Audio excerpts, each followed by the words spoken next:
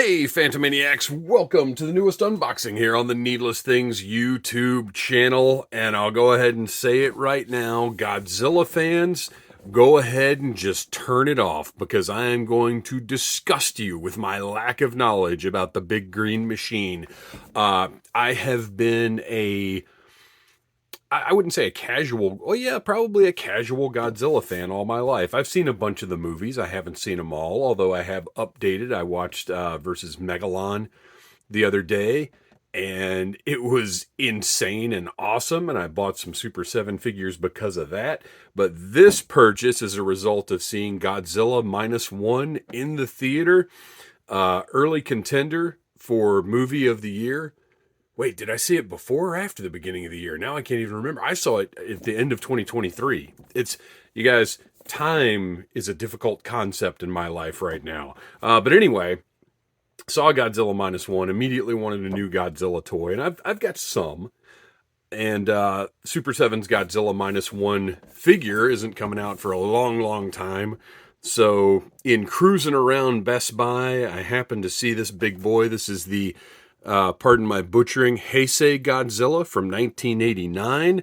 It is a little more serious looking than the 70s Godzilla that I think were in most of the movies that I saw when I was a kid. That 70s look that's a little, I hesitate to say silly, but maybe not quite as serious as this one looks.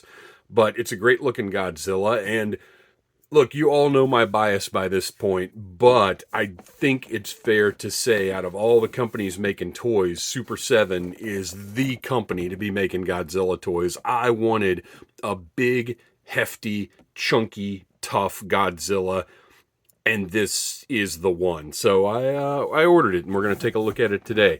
Now, I said I got this from Best Buy, and you'll notice that this package is missing the slip cover that typically is on these Super 7 Ultimates. And I guess that's a retail thing because it was in the plastic bag that comes on Ultimates. So I guess they just ship them without the slip cover when they're going to retail.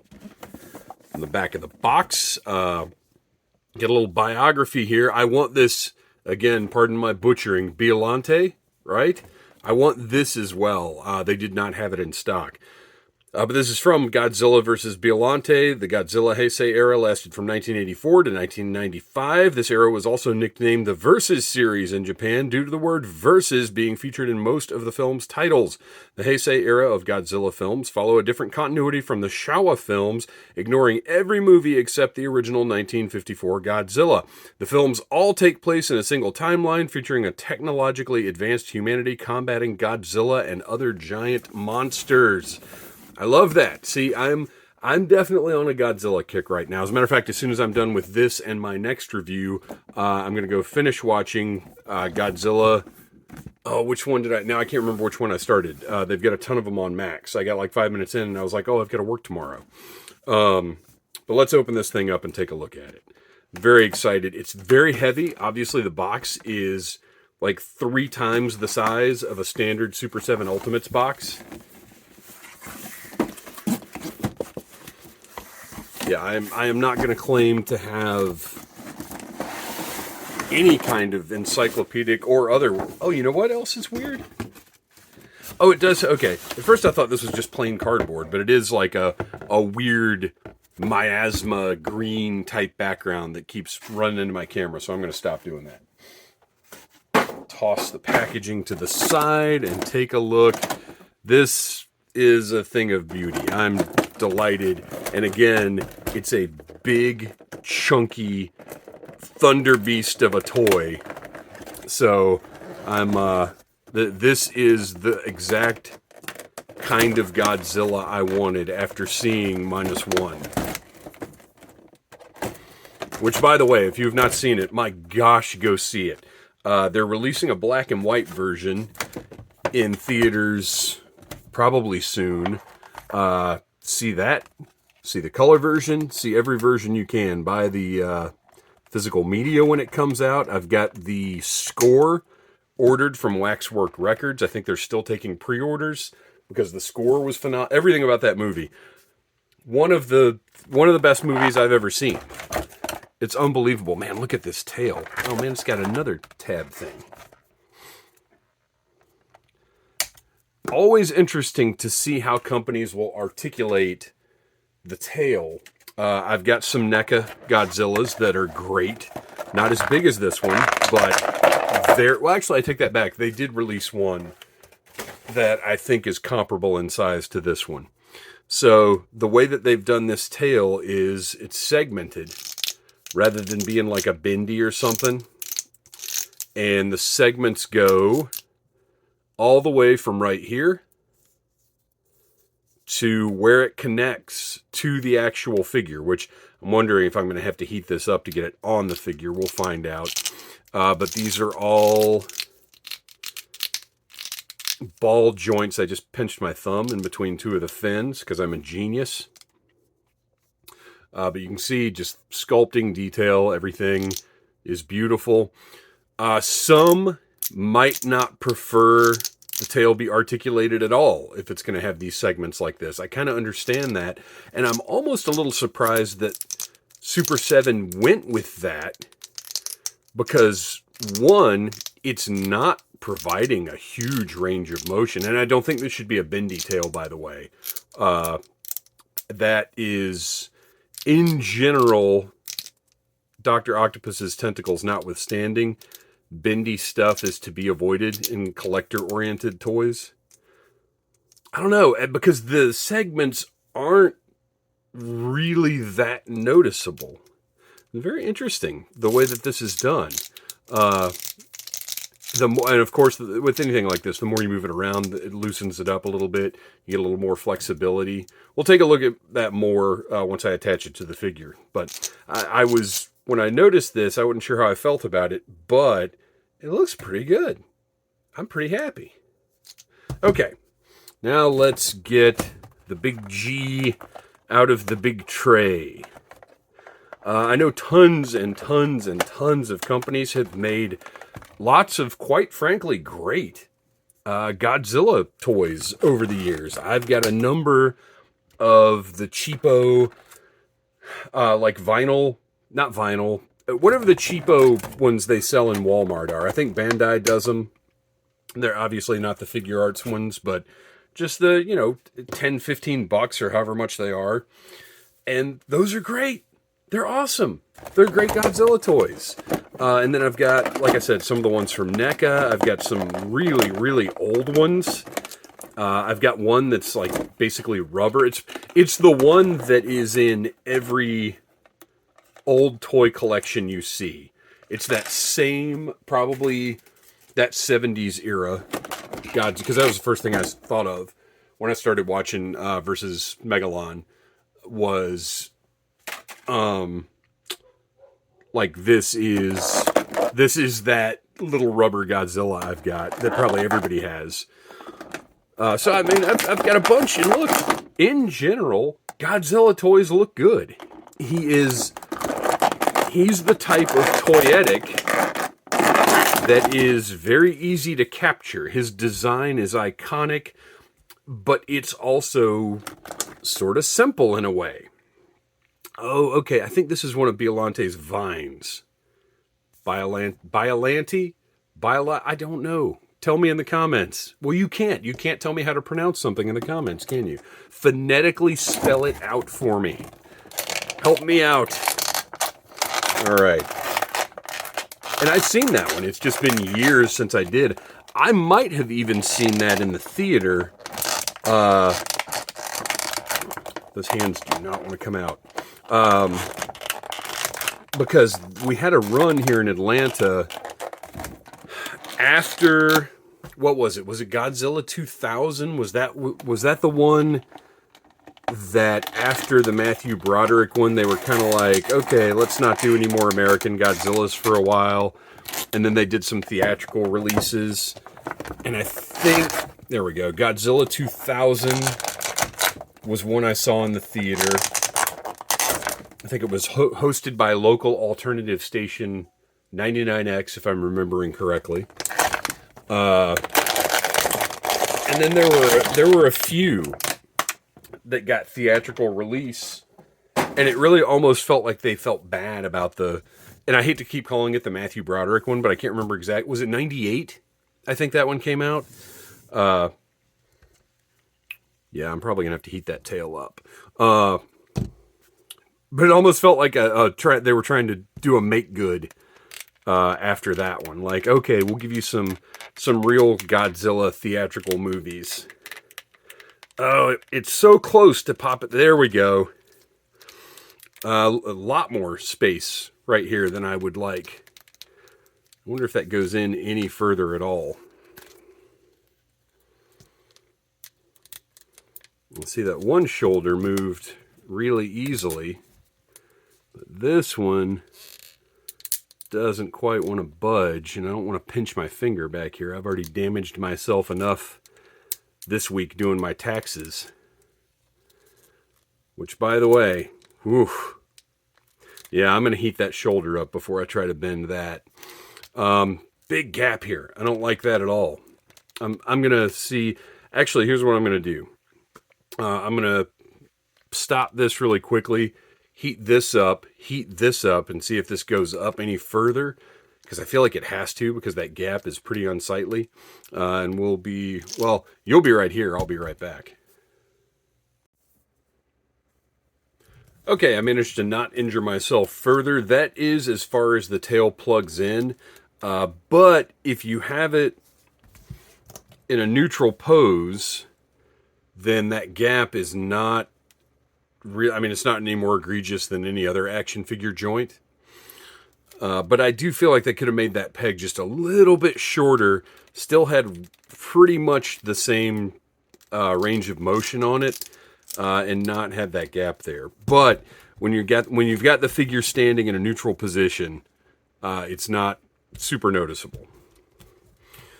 Okay, I did get the arm loosened up. Well, I had it. There we go. I've got a bicep swivel. You've got the standard Super 7 articulation. Let me get the little zoom going here.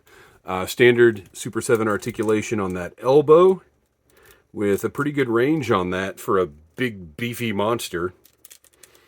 I mean, that's a more than, well, maybe not more than, but it's a 90-degree bend. Pretty good. And then the hand has standard kind of action figure wrist situation going on.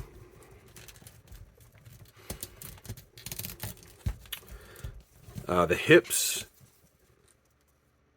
just big, thick ball pegs in there, very similar to what we saw in the tail. And then the knees, standard single jointed knees, and then they've got rotation as well. I'm going to try and straighten this out. There we go. And then the feet are, again, standard modern articulation. Got a pretty nice ankle joint. Goes pretty deep, considering, again, the thickness of this big boy. I'm going to have to set up a Godzilla versus Samoa Joe match when I'm done with this. So we've got a nice stance here. Portrait-wise, we've got a closed mouth. Eyes look absolutely fantastic. All of the sculpt and everything looks great. The painted detail on the fins as they go down the back.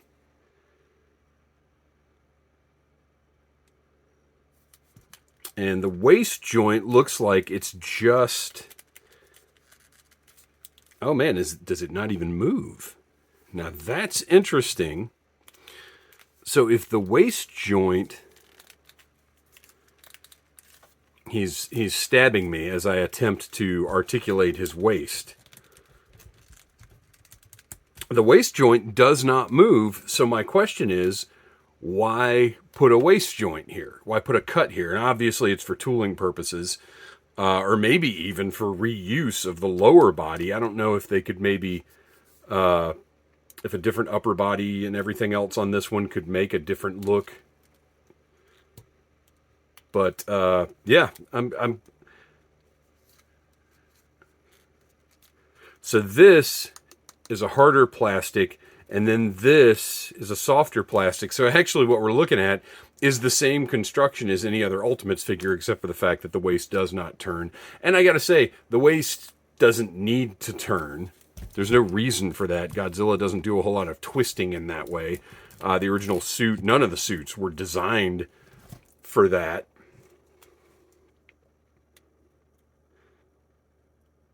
So the figure is big, chunky, looks great. It is. Let me zoom back out here.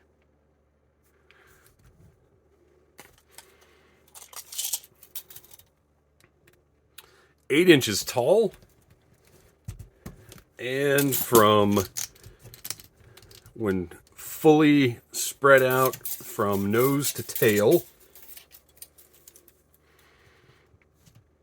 about 16 inches long. So definitely a nice, big, giant, oversized ultimate figure. Look at that. We have some alternate parts here because it is Super 7. We pointed out Biolante's vine to strangle Godzilla. I wonder if that can just slip over the head, or if you've got to actually, yeah, you've got to actually take the head off for that to work. I wonder how difficult this is going to be with all the pointiness going on. Okay, so that goes around the neck. I don't know which way. Seems to fit all right like that. And then pop the alternate head on, which big open mouth.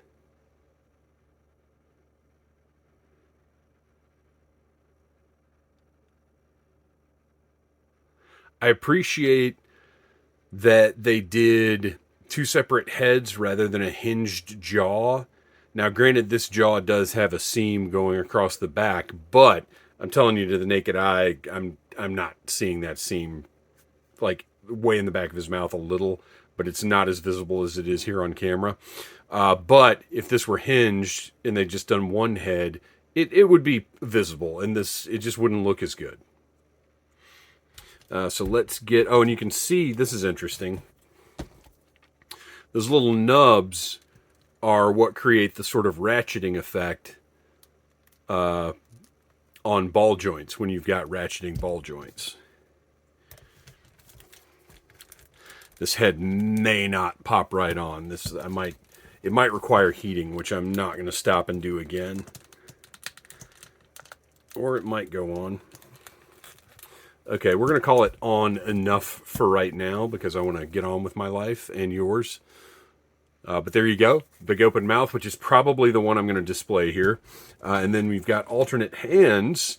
You have a hand with a hole in it that if you get the Biolante figure, one of those vines can go through that hole, which is pretty amazing. Got a fist for punching, or rather a couple of fists for punching. And then some sort of graspy, fighting big monster claws. Probably also these could grasp Biolante's vines. So there you go. Kind of simple, but sometimes that's where the sweet spot is in the things that are simplest. Yeah, I'm going to have to heat that up. There we go. So that is one of the Super 7 Godzillas. I love it. It's exactly, well, what I wanted is Godzilla -1. I'll be reviewing that in, 18 months or whatever. But for the time being, this is exactly the kind of Godzilla toy that I've been hungry for since seeing -1 in the theater. I'm thrilled to have it. I'm going to hopefully track down a couple more monsters. And then I've got the reaction figures coming as well. So, yeah, I'm definitely on a little bit of a Godzilla kick, which is unfortunate timing because there's a ton of other stuff coming out in the next couple of months. It's a bad time to pick up a new obsession. Thanks for watching. Please like, subscribe, share, tell your friends about Needless Things. And until next time, screonk. Smash that like button if you like Needless Things.